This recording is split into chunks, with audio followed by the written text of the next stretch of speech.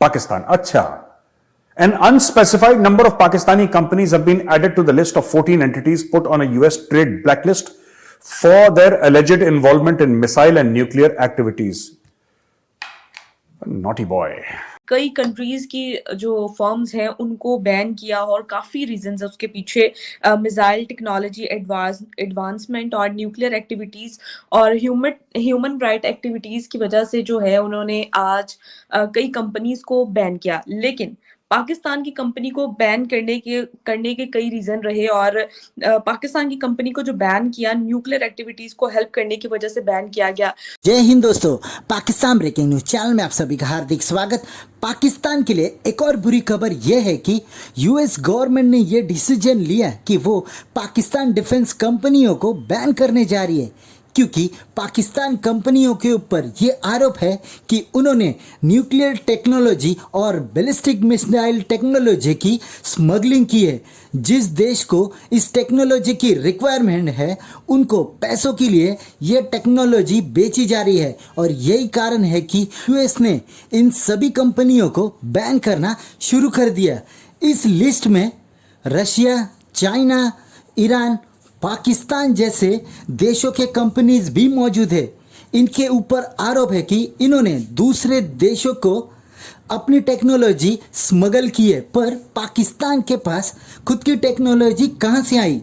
ये वही पाकिस्तान है जिसने नॉर्थ कोरिया से पैसे देकर न्यूक्लियर बॉम्ब बनाया और चाइना के मदद से अपने ही देश में बैलिस्टिक मिसाइल्स बना रहा है, जिसमें टेक्नोलॉजी तो चाइना की है, बस ऊपर पेंट पाकिस्तान के नाम पर लगाया जाता है। और ये है कि अब खुद भी चोरी का माल खरीदते हैं और वही चोरी का माल पूरी दुनिया को बेच रहे हैं। और यही कारण था कि पाकिस्तान से अब यूएसए तंग आ गया है और उसने सभी पाकिस्तान डिफेंस कंपनियों को ब्लैकलिस्ट कर दिया है। तो क्या पाकिस्तान पैसों के लिए कुछ भी कर सकता है? देखकर तो लग रहा है। ऐसे ही वीडियो को अंतिम तक देखते रहिए, लाइक कीजिए, शेयर कीजिए और सब्सक्राइब कीजिए हमारे चैनल को और बेल आइकन दबाना बिल्कुल भी ना भूले। और आपकी जो भी राय हो उसे कमेंट बॉक्स में जरूर दे। धन्यवाद। ये बड़े नॉटी बॉय हैं, फिर इन्होंने वही काम शुरू कर दिया। मैं बता रहा हूं, FATF की ग्रे लिस्ट से आपने पाकिस्तान को निकाला है और पाकिस्तान फिर से अपनी पुरानी हरकतों पे आ गया है। मिसाइल टेक्नोलॉजी की चोरी, यानी कि पैसा लेके किसी और को देना, ये बेच रहे हैं। मैं तो बता रहा हूं ना, इनके पास पैसे का इतना डेस्परेशन है पाकिस्तान में कि यही करेंगे। क्योंकि आप किसी भी पाकिस्तानी से पूछ लीजिए, छोड़ दीजिए इनके जो आर्मी क्या कर रही है, इनके बड़े बड़े पॉलिटिशियंस क्या कर रहे हैं, छोड़ दीजिए। किसी भी आम पाकिस्तानी से ये पूछिए, किसी भी आम पाकिस्तान सड़क चलता, जो रेड़ी चलाता है, जो किसी दुकान में काम करता है, जिसका छोटा मोटा बिजनेस है, या फिर वकील भी है पढ़ा लिखा, या फिर डॉक्टर है, या फिर कोई XYZ है, कोई XYZ, आप उससे सिर्फ एक सवाल पूछिए कि पाकिस्तान को आप तगड़ा मुल्क मानते हैं, मजबूत ताकतवर मुल्क मानते हैं? जी जनाब। क्यों? क्यों? क्योंकि हम एक एटमी ताकत हैं। हर एक पाकिस्तानी को जैसे तोता रट लेता है ना, तोता रट लेता है, हर एक पाकिस्तानी को एक चीज रटी है कि भाई हम इसलिए तगड़े क्योंकि हमारे पास एटम बम है। पर ये लोग ये बात नहीं समझते कि इनके पास एटम बम के अलावा कुछ नहीं है और अब वही एटम बम इनके गले का पत्थर बन गया है। गले में घंटी जैसे होती है ना, या बड़ा सा भारी पत्थर होता है गले में, कि आदमी उसको लेकर ना तैर पाए ना चल पाए, यही पाकिस्तान के साथ हो गया है। अब पाकिस्तान ये कह रहे हैं ब्लैक लिस्ट में डाल दिया, पकड़े गए। ये लोग न्यूक्लियर टेक्नोलॉजी और मिसाइल टेक्नोलॉजी ये लोग बेच रहे हैं ब्लैक मार्केट में, और उनकी कंपनीज को, ये सरकारी कंपनीज हैं, सरकारी कंपनी, इनको ब्लैक लिस्ट। देखिए,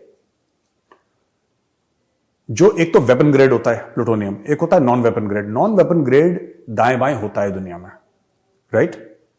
ये होता है, लेकिन वेपन ग्रेड प्लूटोनियम वो एक अलग लेवल की बात है। और उसके अलावा ये बात कर रहे हैं मिसाइल, यानी कि डिलीवरी मैकेनिज्म। एक तो होता है न्यूक्लियर वॉरहेड, आपने बनाया न्यूक्लियर वॉरहेड, वो कैसे जाएगा? आपको या तो हवाई जहाज से आप डालेंगे उसको, कहीं पे बॉम्ब करना होगा, या आपको फिर किसी मिसाइल में फिट करना होगा, कुछ तो आप करेंगे, कोई आपका डिलीवरी मैकेनिज्म होगा। तो पाकिस्तानी दोनों में ब्लैक मार्केटिंग कर रहे हैं, न्यूक्लियर मटेरियल में भी ब्लैक मार्केटिंग कर रहे हैं और मिसाइल टेक्नोलॉजी में ब्लैक मार्केटिंग कर रहे हैं। बेच रहे होंगे किसी को, मैं बता रहा हूं आपको 100%।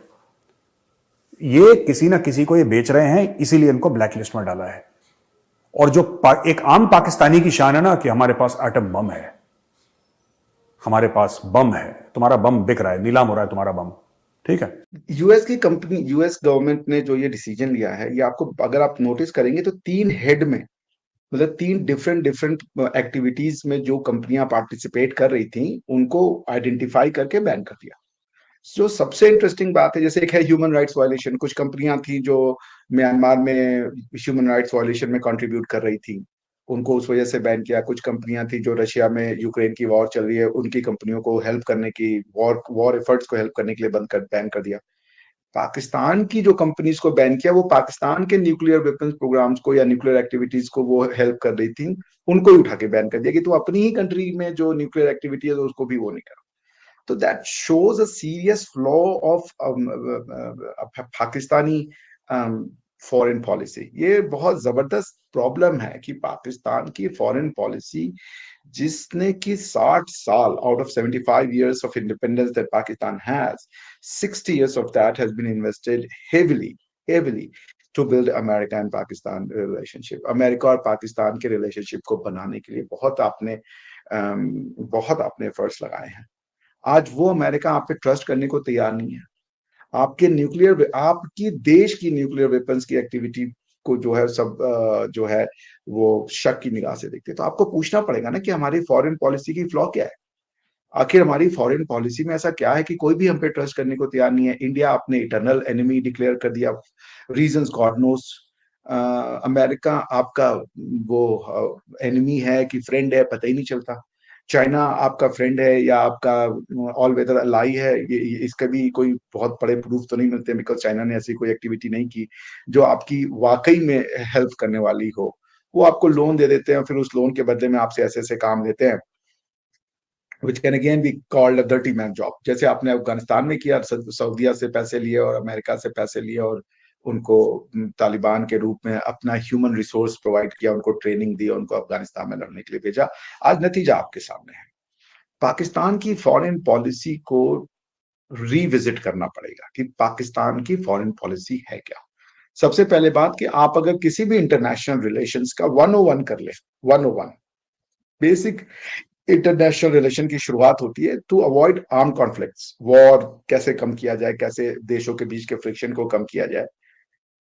उसके बाद जो शुरू होता है, इकोनॉमी आती है। आजकल का जो फॉरेन रिलेशन है वो है ट्रेड, इकोनॉमी और ह्यूमन राइट्स और फ्री सोसाइटी, और इसको बढ़ाने के लिए पाकिस्तान की समस्या ये कि वो ये समझ नहीं पाता वो फ्री वर्ल्ड के साथ जुड़े या वो इस्लामिक स्टेट्स के साथ जुड़े। अब अगर वो अपनी इस्लामिक आइडेंटिटी को आगे बढ़ाते हैं तो वो फ्री वर्ल्ड के साथ कॉन्फ्लिक्ट में आ जाते हैं, क्योंकि ओसामा बिन लादेन फिर एक शहीद हो जाता है। फ्री वर्ल्ड उसको टेररिस्ट मानता है। अब आपके यहाँ पे अगर आप ओसामा बिन लादेन को शहीद कहते हैं और फ्री वर्ल्ड उसको टेररिस्ट कहता है, तो आप उनके साथ कैसे फॉरेन रिलेशन डेवलप कर सकते हैं। दूसरा इसका कंपोनेंट एनालिसिस का ये है कि foreign policy is essentially internal interest को, जो आपके अंदर की सोसाइटी की नीड्स हैं, उसका एक्सटर्नल मैनिफेस्टेशन करके कि लोगों से कैसे प्रॉफिट लिया जाए, कि हमारी ये जो सोसाइटी है ये ऐसी मेंटेन रहे। आपकी वो भी समस्या है कि आपकी इंटरनल सोसाइटी क्या चाहती है, आप चाहते नहीं। आप एक वेलफेयर स्टेट है या आप सिक्योरिटी स्टेट है।